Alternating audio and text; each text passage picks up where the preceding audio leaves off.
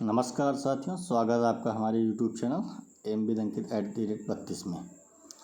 साथियों, जैसा कि मैंने पिछली क्लास में आप लोगों को ये बताया था कि साइकोलॉजी में हम लोगों को मुख्यतः चाइल्ड डेवलपमेंट पर फोकस करके पढ़ना है, ठीक है ना।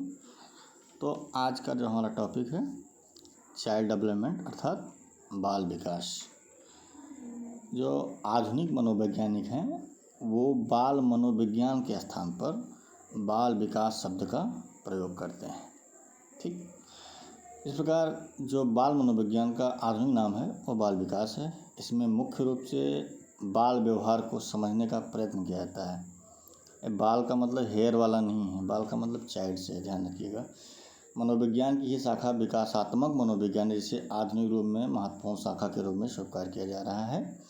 इस शाखा के अंतर्गत गर्भाधान से मृत्यु के बीच मानव में होने वाले विकासात्मक मनोविज्ञान में शैशव काल मतलब शैशवावस्था से किशोरावस्था तक के समस्त परिवर्तनों का अध्ययन किया जा रहा है। लेकिन आधुनिक युग में इस विचार में परिवर्तन आ गया है। विकास का तात्पर्य गर्भाधान से लेकर जीवन पर्यंत होने वाले परिवर्तन से है, ठीक है ना भाइयों। विकास की प्रक्रिया निरंतर चलती रहती है। आप ये जानते हैं कि जब से भ्रूण की अवस्था में आप आए हैं तब से आपका विकास हो रहा है और यह विकास आपका मृत्यु पर्यंत तक चलता रहेगा। मृत्यु पर्यंत का मतलब यह है कि मृत्यु से जस्ट पहले, मरने के बाद तो शरीर विलीन हो जाती है। विलीन का मतलब मिट्टी में मिल जाती है। विकास की प्रक्रिया निरंतर चलती रहती है। बाल विकास विकासात्मक मनोविज्ञान के अंतर्गत आता है, ध्यान रखिएगा। ये जो हमारा चाइल्ड डेवलपमेंट है ये डेवलपमेंटल साइकोलॉजी के अंतर्गत आता है। बाल मनोविज्ञान और बाल विकास, आपके दिमाग में आ रहा होगा कि ये बाल विकास क्या है और बाल मनोविज्ञान क्या है ना। मैंने दोनों अलग अलग शब्दों का प्रयोग किया है तो कुछ ना कुछ तो अंतर होगा ही। आपको ये अंतर जान लेना चाहिए। देखिए क्या है, बालकों का अध्ययन करते समय बाल व्यवहार के विशिष्ट क्षेत्रों पर मनोवैज्ञानिकों का ध्यान गया। जब वो स्टडी कर रहे थे तो उनका ध्यान कुछ क्षेत्रों पर गया, उनके जैसे भाषा, संवेग, खेल में रुचि तथा उनकी क्रियाएं। इस नवीन शाखा का नाम बाल मनोविज्ञान रखा गया, ठीक है ना भाइयों। तथा अध्ययन जो है नवजात शिशुओं तथा विद्यालय जाने वाले बालकों तक सीमित रखा। ये जो स्टडी हुई थी ये शिशुओं के ऊपर था और जो वह चाइल्ड जो स्कूल जा रहे थे। धीरे धीरे मनोवैज्ञानिकों के अनुभव के बाद जो है बाल व्यवहार की यह सीमा पर्याप्त नहीं रही। जैसे जैसे बालकों की आयु बढ़ती है उनमें जो विशेषताएं परिलक्षित तथा परिवर्तित होते हैं उसका क्या कारण है। कोई ना कोई तो रीज़न होगा कि इनकी एज के साथ में चेंज जाते हैं। इन बिंदुओं पर रुचि उत्पन्न होने के कारण बाल मनोविज्ञान का क्षेत्र बढ़ा। इसलिए बाल मनोवैज्ञानिकों ने बाल मनोविज्ञान के स्थान पर बाल विकास शब्द का प्रयोग किया। इसी में हर्लॉग नामक एक मनोवैज्ञानिक हैं, उनका कथन है कि बाल मनोविज्ञान के स्थान पर बाल विकास का नाम इसलिए परिवर्तित हुआ क्योंकि विकास के कुछ पक्षों की अपेक्षा बाल विकास के स्वरूपों के अध्ययन पर बल दिया जाने लगा। हाँ, ये आपको समझना है कि बाल मनोविज्ञान जहाँ तक सीमित मात्रा में था, इसमें विकासात्मक पहलुओं पर उतना स्टडी नहीं होता था जितना कि बाल विकास पर हुआ, ठीक। एक और हैं मनोविज्ञान जिनका नाम आइजेनिक है। उन्होंने कहा कि बाल मनोविज्ञान का संबंध बालकों में मनोवैज्ञानिक प्रक्रियाओं के विकास से है, ठीक है ना। तो मनोवैज्ञानिक प्रक्रियाओं के विकास से उन्होंने आइजेनिक ने कहा था। अब बाल विकास का जो क्षेत्र है वो क्या है, ठीक है ना भाइयों। इसका क्षेत्र क्या होना चाहिए, बाल विकास का क्षेत्र। बाल विकास का क्षेत्र बालक का विकास यानी मानव का विकास, मानव विकास के सभी पहलुओं का अध्ययन विकासात्मक मनोविज्ञान में होता है, ठीक है ना। इसके अंतर्गत गर्भावस्था से लेकर मृत्यु पर्यंत तक व्यापक अध्ययन किया जाता है। कहाँ से कहाँ तक, मैं ये पहले ही क्लियर कट कर चुका हूँ कि जो डेवलपमेंट है वो भ्रूणावस्था में आने से लेकर और जब तक आपकी मृत्यु नहीं होती तब तक होती रहती है। तो बाल विकास में गर्भावस्था से लेकर परिपक्वता के पहले के सभी पक्षों का विस्तृत अध्ययन किया जाता है। ठीक है ना। अब ये हम कहें कि इसकी कैटेगरी को हम कैसे डिफाइन कर सकते हैं, ठीक है ना। तो इसके कह रहे हैं कैटेगरी अर्थात क्षेत्र। तो कुछ क्षेत्र मान सकते हैं जैसे कि बाल विकास की विभिन्न अवस्थाओं का अध्ययन। एक तो अवस्था हो गया, फेजेज का अध्ययन। बाल व्यवहार की रुचियों का अध्ययन, इंटरेस्ट हो गया अपना। उसके बाद वातावरण का बाल विकास पर पड़ने वाले प्रभावों का अध्ययन। फिर बालकों में वैयक्तिक विभिन्नताओं का अध्ययन, बाल विकास के नियम एवं सिद्धांतों का अध्ययन, असामान्य बालकों का अध्ययन। असामान्य बालक से आप समझ रहे हैं क्या? जो सामान्य नहीं है। ये दो प्रकार के भी हो सकते हैं। एक ऐसे जो मंदबुद्धि के हों, ठीक है ना, और एक वह जो बहुत हाई लेवल का उनका आईक्यू हो। आईक्यू आपके चैप्टर में आएगा, मैं आगे बताऊंगा क्या होता है सब।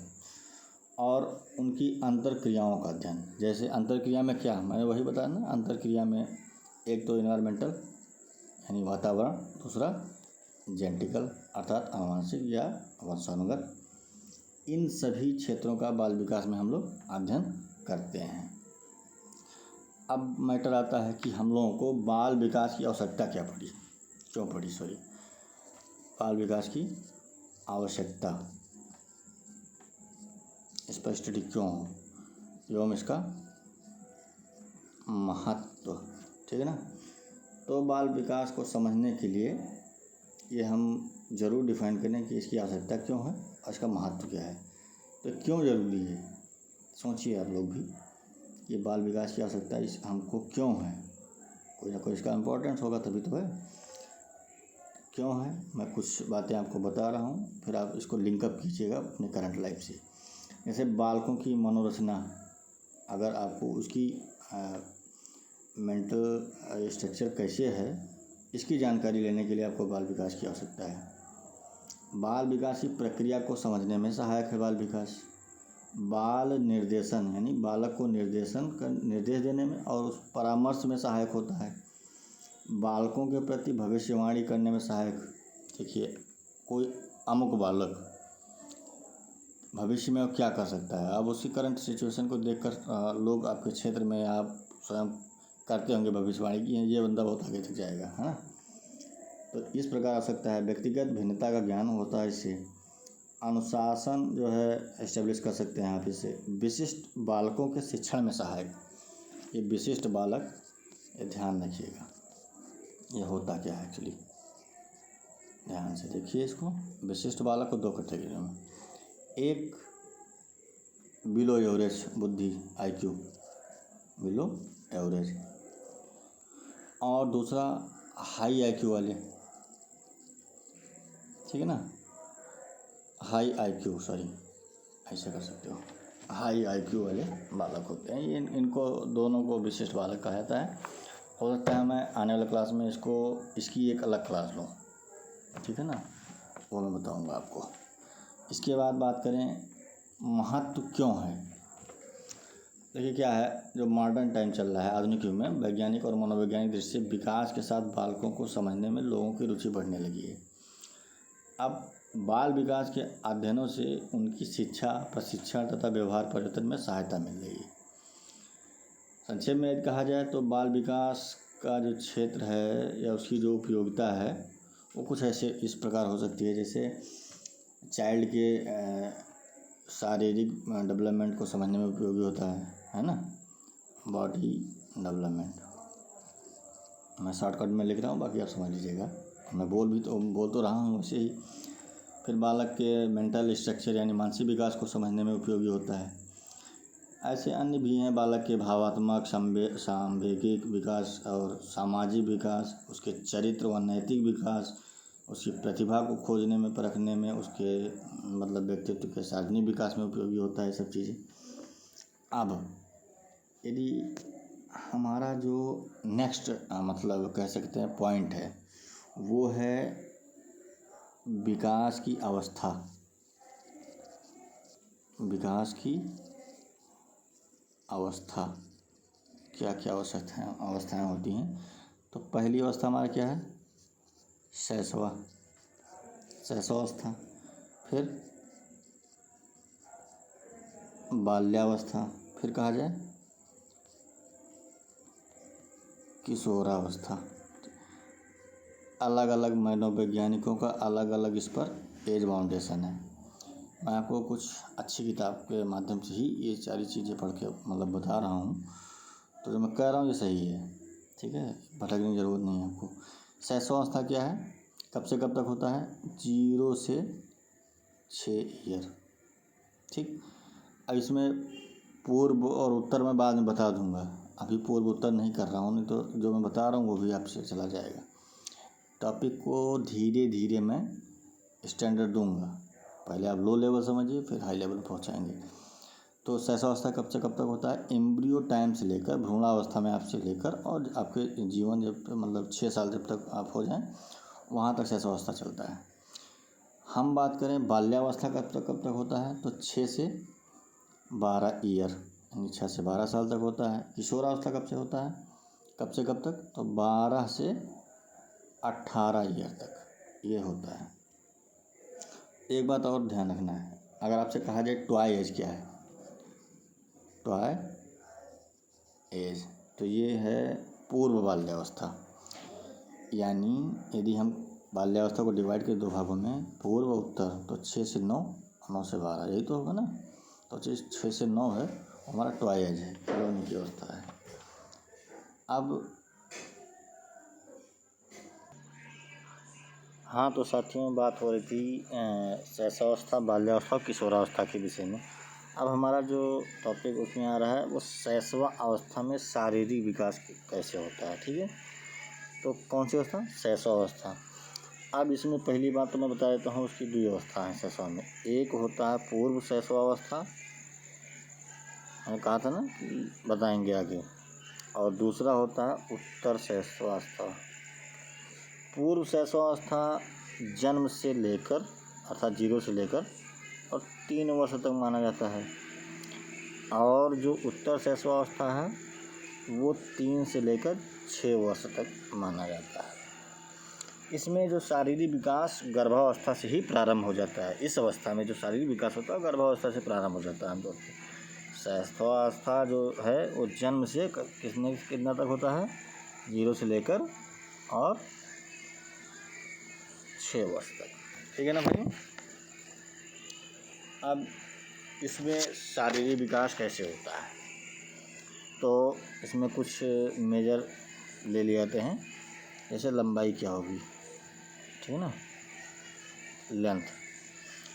तो इसमें क्या है, जन्म के समय जो शिशु की लंबाई होती है, ये मैं अपने मन से नहीं बता रहा हूँ, ध्यान रखना, ये सारा कुछ मनोवैज्ञानिक द्वारा किए गए विभिन्न शोधों के माध्यम से ये मैं आपको जानकारी दे रहा हूँ। तो जन्म के समय शिशु की जो लंबाई होती है आमतौर पे 20 से 21 इंच, 20 से 21 इंच होती है। 2 वर्ष में लंबाई में वृद्धि तीव्र गति से होती है, अर्थात 2 वर्ष के बाद जो लंबाई होती है बहुत तेज़ी से बढ़ती है शिशुओं की, और ये 20 से 21 के बजाय ये लगभग 32 से लेकर 34 इंच हो जाती है। अब सेंटीमीटर में आप लोग बदल सकते हैं 2.5 से गुणा करके। फिर आता है वेट, फिर क्या है भार। भार कितना होता है, तो नवजात शिशु का जो भार है औसतन एवरेज जो है ये 6 से 8 पाउंड होता है। कितना, 6 से 8 पाउंड। चूँकि ये पाउंड का मसला कहाँ से आया, तो पाउंड का मैटर ये है चूँकि लगभग सारे शोध जो पहले होते थे वो कुछ लिमिटेड कंट्री में थे, जैसे ब्रिटेन वगैरह, तो यहाँ पर पाउंड ही चलता है।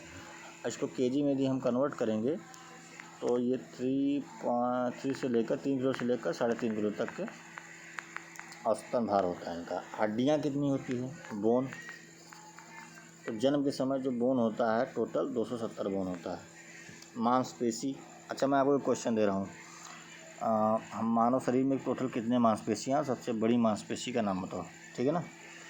तो आप लोग कमेंट कर सकते हैं, यहाँ से आपको बायोलॉजी का क्वेश्चन भी मिल सकता है। तो मांसपेशियाँ, बात आती है मांसपेशियाँ कितनी होती हैं, होती हैं वो नहीं बताएंगे।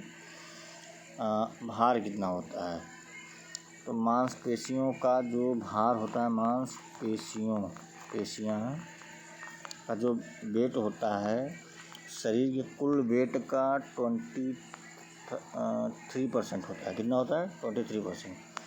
दांतों का विकास, ये जो दांत हैं शिशुओं में, ये 3 माह से प्रारंभ हो जाते हैं। तो 3 महीने से लेकर माह से लेकर और 21 से 25 वर्ष तक चलता है। आप लोग निजी लाइफ में अनुभव किए होंगे, बचपन में आपके बहुत सारे दांत टूटे होंगे। घर वाले कहते हैं दूध का दांत है, ये चावल का दांत है। तो ये दूध और चावल का जो मतलब है, ये अस्थाई और अस्थाई दांतों से है। कौन से? अस्थाई और अस्थाई दांतों से होते हैं। अब इसमें कृंतक, रदनक, चवर्णक, अग्रचवर्णक, ठीक है ना, ये ऐसे दांत होते हैं। अब शैशवा अवस्था एवं विकास क्या है? शैशवा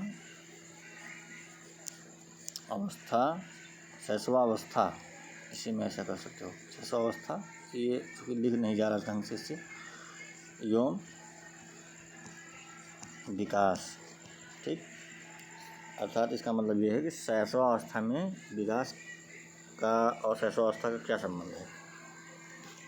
तो क्रो एक मनोवैज्ञानिक है, वो कहते हैं शैशवा अवस्था जन्म से 5 से 6 वर्ष तक चलती है। क्रो के अनुसार ये जन्म से 5 से 6 ईयर तक चलती है, ठीक है ना। इसमें इंद्रियां काम करने लगती हैं और बालक रेंगना, चलना, बोलना, रेंगना मतलब घुटने के बल बालक चलता है इस अवस्था में, और उसके बाद वो चलना सीख लेता है, फिर वो बोलना भी सीख लेता है। वो तोतली आवाज़ में बोलते हैं, लेकिन धीरे धीरे इनकी आवाज़ें जो है स्पष्ट हो जाती हैं। हलाक कहते हैं कि यह जन्म से लेकर 2 सप्ताह तक चलती है। हालांकि हलाक का कथन है, मैं अगर व्यक्तिगत रूप से तो मैं एग्री नहीं हूँ कि शैशव अवस्था केवल 2 सप्ताह तक ही चलती है। बाकी और सारे मनोवैज्ञानिक है, गुड इनफ वगैरह हो गए, तो वो उनका कथन ये है गुड इनफ का, कि कहते हैं व्यक्ति का जितना मानसिक विकास होता है, टोटल जितना मेंटल डेवलपमेंट होता है पूरी लाइफ में, उसका आधा भाग जो है वो 3 वर्ष की आयु तक हो जाता है। ये गुड इनफ कह रहे हैं। अब इसमें शैशवावस्था में विशेषताएं क्या होती है शैशवावस्था की, तो आप इन विशेषताओं को नोट डाउन कर लीजिएगा, आपके लिए बहुत ही फ़ायदा करेगा और आप समझ जाएंगे। यहीं से आपका बेस स्टार्ट हो जाएगा एक्चुअली। तो शैशवावस्था की कुछ जो विशेषताएं हैं वो सुनिए ध्यान से। पहले मानसिक विकास में तीव्रता आती है, ठीक है ना, शारीरिक विकास में तीव्रता आती है। और मानसिक विकास होता है लेकिन उतना मैच्योर्ड नहीं होता है वो। और जो छोटे बच्चे होते हैं वो बहुत तीव्र गति से सीखते हैं, उनमें कल्पनाशीलता होती है। मैं आपको इसका उदाहरण देता हूँ। छोटे बच्चे यदि जैसे कोई चीज़ आप देखेंगे, कभी कभी बहुत गौर से हमको देखते हैं, तो एक्चुअली हमको ऑब्जर्व कर रहे होते हैं कि हम क्या कर रहे हैं, हमारी एक्टिविटी कैसे है ना। और वो दूसरों पर निर्भर होते हैं। आप भी जानते हैं छोटे बच्चे होते हैं अपने माता पिता सगे संबंधी से वो निर्भर ही होते हैं उन पर। और क्या है, ये आत्म प्रेमी होते हैं इस टाइम में। आत्म मतलब स्वयं से। और आप लोगों को यकीन ना होगा लेकिन ये सत्य है, इनमें जो है इस समय काम प्रवृत्ति पाई जाती है। काम प्रवृत्ति इसमें होता है इस अवस्था में, शैशवावस्था में। सामाजिकता का विकास थोड़ा होता है। संवेगों का प्रदर्शन करते हैं। संवेग जैसे कभी कभी इनको रोना आ जाएगा, हंसना आ जाएगा, गुस्सा भी इनको आएगा, और अकेले रहना चाहते हैं और साथ खेलने की प्रवृत्ति भी इनकी होती है।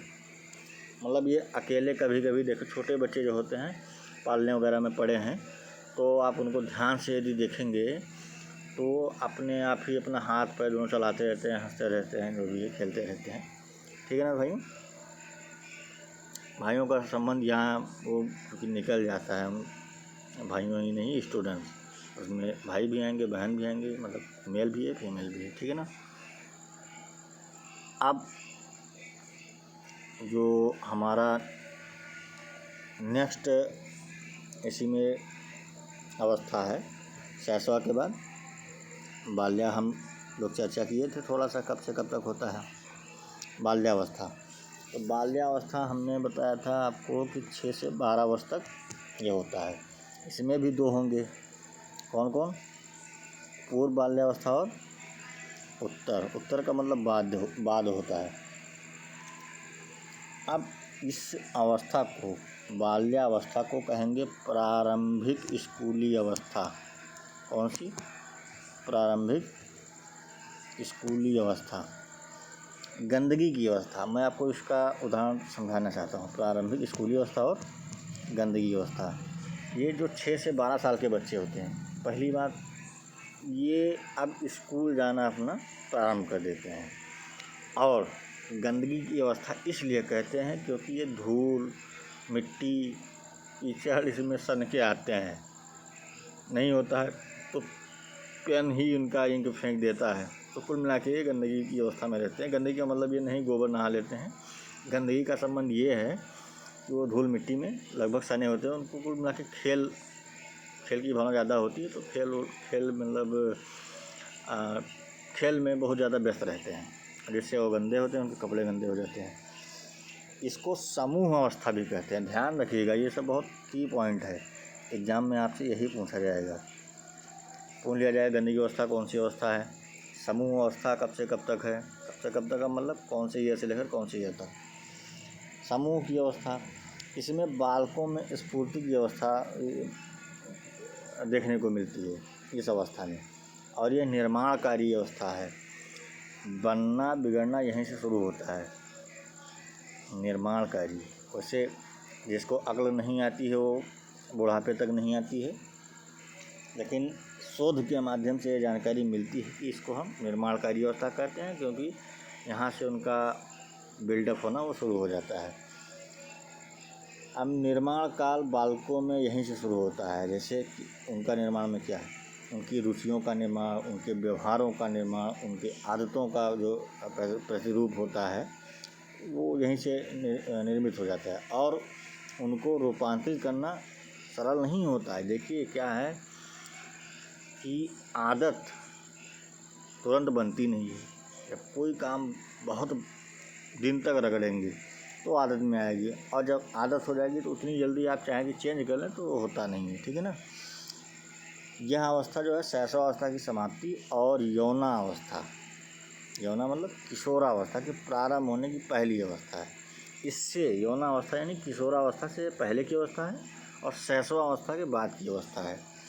हरलाग ने कहा उत्तर बाल्यावस्था जो है वो 6 वर्ष से लेकर और करीब करीब 11 से 12 वर्ष के बीच में होती है।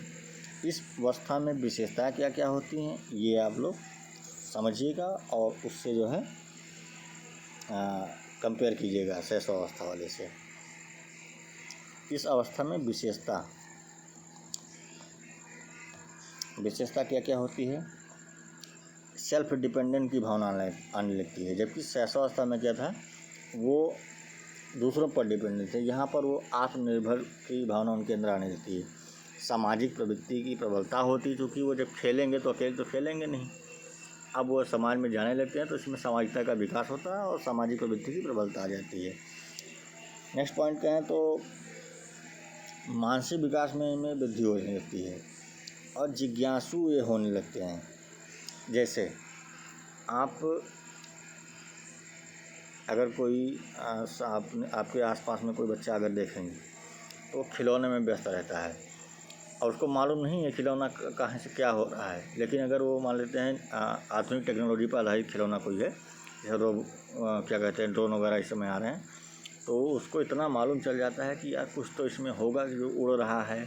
वो उसका रिमोट इधर उधर से खोल मूंद के अपना देखता है कि सेल है क्या है कैसे है, और एक बार वो सेल देख लेगा तो क्या है वो उसको नहीं चलेगा तो उसी सेल पर उसका दिमाग जाएगा कि हाँ इसी सेल से कुछ कनेक्शन है इसका।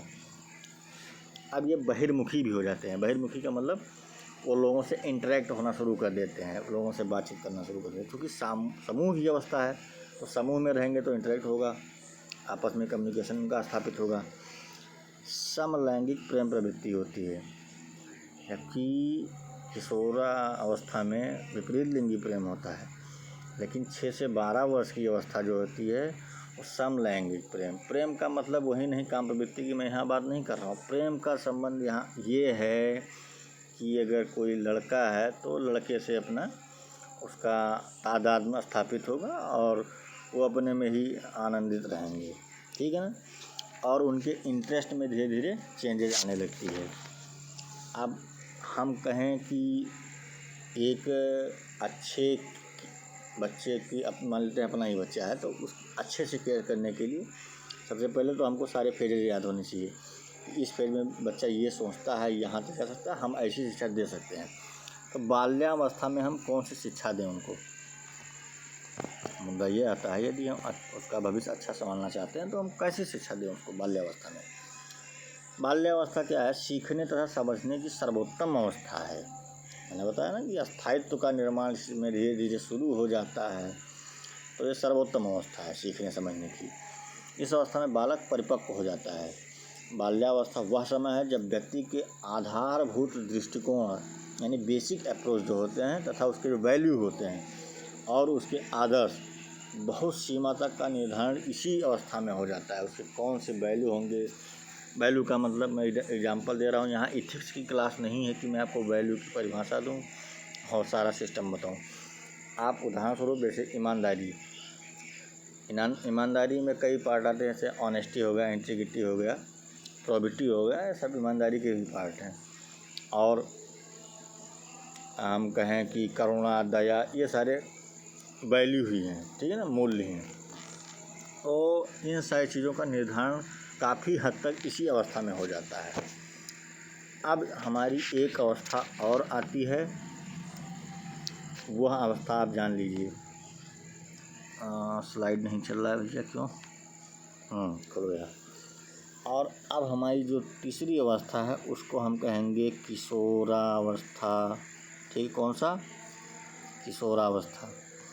आप कोशिश करके जो मैं बोल रहा हूँ एक बार ध्यान से सुनिए, फिर अगर नोट्स बना पाएँ तो अति उत्तम है, नहीं बना पा रहे हैं कोई किताब ज़रूर पढ़े होंगे आप। अब उस किताब से इसको लिंकअप कीजिए जो मैं आप पढ़े होंगे और जो मैं समझा रहा हूँ कि आप उस समझने में सक्षम हो रहे हैं, चीज़ों को कैच कर पा रहे हैं या नहीं कर पा रहे हैं। देखिए, लिंकअप करना बहुत ज़रूरी है। पढ़ाई के दौरान यदि आप लिंकअप नहीं करेंगे तो वो बहुत ज़्यादा आपको इंटरेस्टेड लगेगा नहीं, और फिर जब इंटरेस्ट आपका किसी वर्क में होगा नहीं तो आप उसमें दक्ष नहीं हो पाएंगे। हाँ, तो पॉइंट पर आते हैं। किशोरावस्था।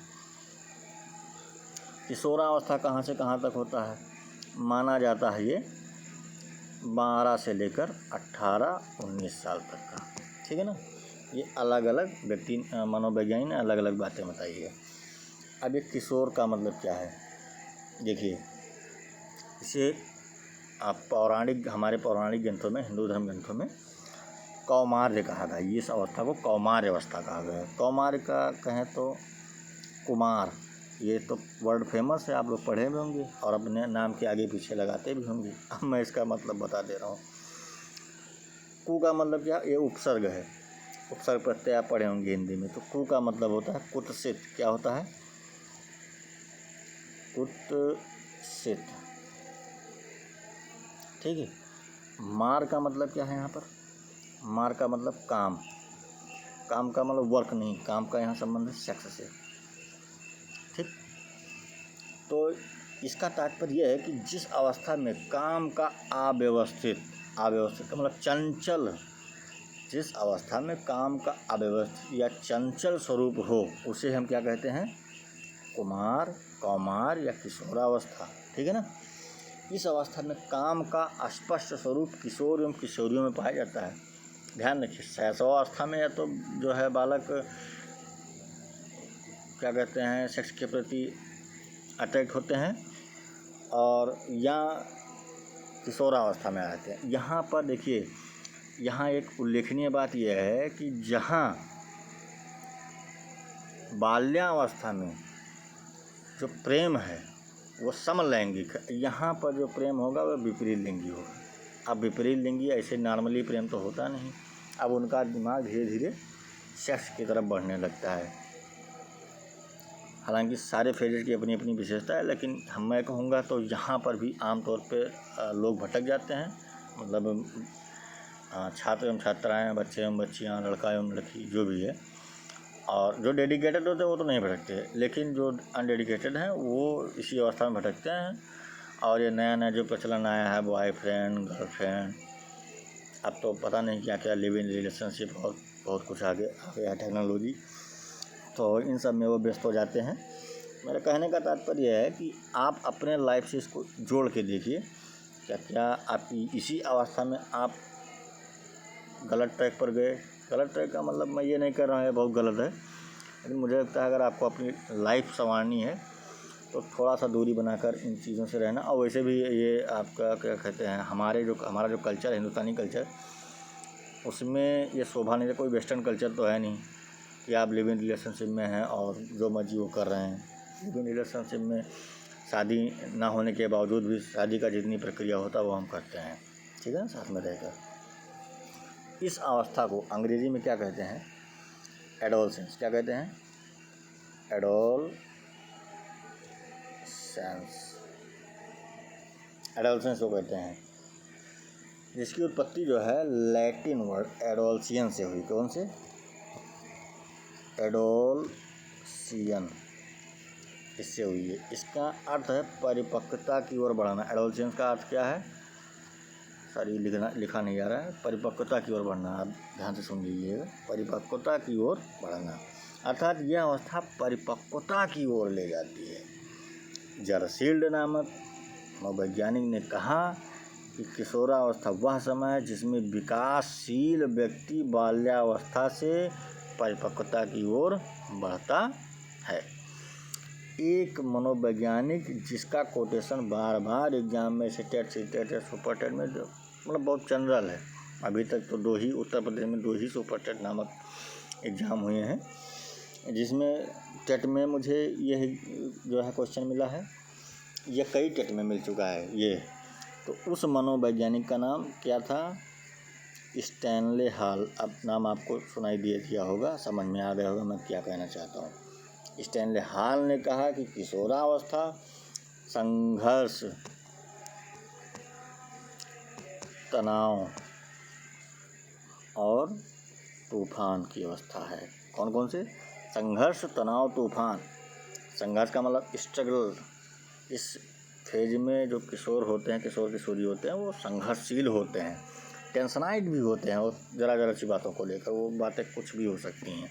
और तूफान, वो अपने आगे किसी को समझते ही नहीं है, वो जो कह रहे हैं वही अखिल ब्रह्मांड में सत्य है, ठीक है ना। हालांकि ऐसा गलत है, लेकिन उस अवस्था में वो किसी की बात नहीं सुनना चाहते हैं। जो वो कह रहे हैं वो सही है, जो वो कह रहे हैं गलत है तो गलत है वो, ठीक है ना भाई। अब इसको हम टीन एज के नाम से जानते हैं। कौन सी एज? Teen age. ये जो अवस्था है 13 से 19, ये मैं नहीं कह रहा हूँ, स्टैनले हॉल ने कहा था, 13 से 19 वर्ष की होती है। किशोरावस्था को भी हम मोटे तौर पर 2 भागों में बांट सकते हैं, पूर्व किशोरावस्था और उत्तर किशोरावस्था। पूर्व किशोरावस्था 13 से 16 वर्ष तक चलती है, और उत्तर किशोरावस्था 16 से 19 कह सकते हो, या 16-17 से लेकर 19 वर्ष तक चलता है। हरलाक ने, ध्यान से सुनिएगा, एक मनोवैज्ञानिक हैं हरलाक, इन्होंने कहा कि 17 वर्ष की जो उम्र होती है ये दोनों के बीच का विभाजन बिंदु है, अर्थात 13 से लेकर 19 का। अब इसमें जो 17 वर्ष का उम्र है ये दोनों का विभाजन वर्ष है। किशोरावस्था में कुछ विशेषताएं भी होंगी इसकी अपनी। अब विशेषता इसकी क्या है? शारीरिक विकास होता है, मानसिक। अगर आपको कुछ ना समझ में, अगर आपको जैसे BEd या BTC में ऐसा क्वेश्चन आ रहा है कि किशोरावस्था की विशेषताएं क्या हैं, हालांकि ये सब टेट एग्जाम में ये नहीं आने वाला है कि किशोरावस्था की विशेषता क्या है। जो आने वाला है मैं बता चुका हूँ टेट में, ये शायद ना आए। और जो कॉमन चीज़ है मैं बताया हूँ कि कौमार की अवस्था है तो इसमें विपरीत लिंगी आकर्षण होता है, तो ये जो पॉइंट वाली चीज़ है ये आ सकती है। लेकिन शारीरिक विकास, मानसिक विकास तो सारी अवस्था में होता है, लेकिन किसी में कम होता है, किसी में ज़्यादा होता है। शारीरिक, मानसिक, भावनात्मक, सामाजिक, है ना, नैतिक, आध्यात्मिक, ये सारे जो डेवलपमेंट है सारी अवस्था में होती है, तो इसमें भी होता है। तो इंटरेस्ट में भी परिवर्तन आने लगता है, ठीक है ना। बाल्यावस्था से कुछ और था, अब किशोरावस्था में इंटरेस्ट उसका यानी रुचि जो है इंटरेस्ट बदलने लगता है। काम प्रवृत्ति का अत्यधिक विकास हो जाता है। मैंने कहा ना, बनने बिगड़ने यानी टीन एज, जिसको हर्लॉक ने 17 वर्ष का विभाजन बिंदु माना इसको, और स्टैनले हॉल नाम मनोवैज्ञानिक ने कहा यह अवस्था यानी किशोरावस्था जो है संघर्ष, तनाव, तूफान की अवस्था है। एकदम इसको रट्टा मान लीजिएगा, यकीन कीजिए। अगर आप तैयारी कर रहे हैं और पेपर दिए होंगे या एनालिसिस कर रहे हैं पेपर का, तो आपको निश्चित तौर पर क्वेश्चन मिलेगा और मिलने की संभावना भी है। और क्वेश्चन वहीं से आते हैं जो हमारे लाइफ से प्रॉपर जुड़े हुए होते हैं, जहाँ वो किसी बिंदु पर टकराते हों, वहाँ पर क्वेश्चन आता है। फालतू क्वेश्चन देने कोई मतलब नहीं ज्ञान भर का। और क्या है, कल्पनाशील जीवन हो जाता है इनका इस अवस्था में। लोग सोचने लगते हैं यार ये मिसाइल कैसे चलती होती, अब्दुल कलाम ने क्या किया था। हालांकि मैं अब्दुल कलाम साहब का एक बायोग्राफी में चाहूँगा कि रिव्यू करूँगा, और आपके सामने एक बायोग्राफी की सीरीज लेकर आऊँगा जिसमें हमारे देश के या हमारे देश से इतर कोई बहुत महान व्यक्ति है जिन्होंने अपना अमिट योगदान अपने समाज के लिए, अपने अखिल ब्रह्मांड के लिए दिया है, तो वो मैं ज़रूर आपको रिव्यू करूँगा। और इस अवस्था में क्या है, आत्मसम्मान, सेल्फ रिस्पेक्ट की भावना बढ़ जाती है। ये अवस्था देखिए, कोई व्यक्ति यदि आप अगर इस अवस्था में रहे हों कभी, तो आप सोचिए कि इस अवस्था में आपको किसी ने कुछ कहा हो जो आपके रिस्पेक्ट को, सेल्फ रिस्पेक्ट को ठेस पहुंचाओ, आप तुरंत उस बात को डिनाई कर देंगे या तो लड़ गए होंगे उससे। और सेल्फ डिपेंडेंसी इसमें आ जाती है, आत्मनिर्भरता आ जाती है। अब हम इस चीज़ को कैसे टैकल करें, हैंडल कैसे करें, तो यानी हम किस प्रकार अपने बच्चों को या किशोरावस्था में जो बच्चा है उसको एजुकेशन दें, कौन सा एजुकेशन दें कि उनको जो है उनके लाइफ के लिए अच्छा रहे। तो उनको हम मुख्यतः जो बॉडी डेवलपमेंट होता है उसकी शिक्षा दें, ठीक है ना। शारीरिक विकास की शिक्षा दें, आप कैसा कौन सा एक्सरसाइज करें कि आपका शारीरिक विकास बढ़े, आप कौन सा एक्सरसाइज करें कि आपका मानसिक विकास बढ़े, जैसे मेडिटेशन करें या कुछ और चीज़ करें, ठीक है ना। सामवेगिक विकास, और कैसे अपने संवेग पर नियंत्रण रखें। संवेग अब बताएंगे मूल प्रवृत्तियों के बारे में, जिसमें मैं गूगल नामक मनोवैज्ञानिक ने 14 मूल प्रवृत्तियों की चर्चा की है, तो मैं आगे चर्चा करूँगा। तो वो जो मूल प्रवृत्ति वही संवेग है। तो हम अपने संवेगिक विकास के लिए कैसे सकते हैं, क्रोध पर नियंत्रण कैसे करें, आनंदित कैसे रहें, खुशहाल कैसे रहें, है ना। और मुझे लगता है कि सेक्स की भी शिक्षा दी जानी चाहिए, और ये मनोवैज्ञानिकों का भी तर्क है। हालांकि इंडिया में लोग इसको प्राइवेसी मानते हैं और होना भी चाहिए, लेकिन कुछ चीज़ें भाई दिखाने वाली नहीं है, वो ऐसे ही दिखती हैं, तो मुझे नहीं लगता कि इसको उछाल के दिखाने की आवश्यकता है। लेकिन सेक्स की प्रॉपर जो है एजुकेशन देनी चाहिए। मैं आपको एक नॉर्मल बात बता रहा हूँ, हम लोग इससे हिचकिचाते हैं ना, गलत बात है। हम लोग बच्चा पैदा करने के मामले में नंबर 1 पर हैं, लेकिन सेक्स पर बात करने के मामले में सबसे पीछे है। ये बातें अरे ये गलत चीज़ें हैं। बच्चा पैदा करने के मामले हम आज चीन को भी पिछाड़ने के कगार पर हैं, और ऐसे ही गति से बढ़ता रहा तो जो हमारी अगला सेंसस आएगा उससे पहले ही हम चीन को क्रॉस कर जाएंगे। 2030 तो कंफर्म डेट बता रहा है, उससे 2027 ही मुझे लगता है 2027 ही वो ईयर है कि जहाँ चीन की जनसंख्या से हम आगे चले जाएंगे। लेकिन अगर हम बात करें सेक्स पर एजुकेशन देने के बारे में अपने बच्चों को, या बच्चे में लड़का लड़की दोनों आते हैं उनको, तो हम लोग शर्माते हैं, कतराते हैं, फिसड्डी हैं इन मामलों में, और ये हमारी मुझे लगता है बहुत बड़ी भूल है। और जेंडर के अनुसार उनको शिक्षा दें, तो जेंडर, हालांकि जेंडर में विभेद नहीं करना चाहिए। जैसे कोई लड़का है लड़की है, मुझे लगता है कि ये दोनों इंसान का जो है ये गॉड गिफ्टेड क्रिएटिविटी है, तो उनको उनके अनुसार शिक्षा दें। और भारतीय संविधान के अनुच्छेद 15, 16 का पालन करते हुए इनमें धर्म, मूल, वंश, जाति, लिंग इत्यादि के आधार पर जो भेदभाव होता है वो नहीं होना चाहिए। तो साथियों, ये हमारा आज का टॉपिक रहा। अच्छे से पढ़िए, रिवीजन मारिए, एक बार में हालांकि समझ में आएगा आपको, मैं समझाया हूँ, बेहतर तरीके से कोशिश किया हूँ। आप अगर आप नए हैं तो आप एक से अधिक बार पढ़ेंगे तो ही आपको ये पल्ले पड़ेगा, ठीक है ना।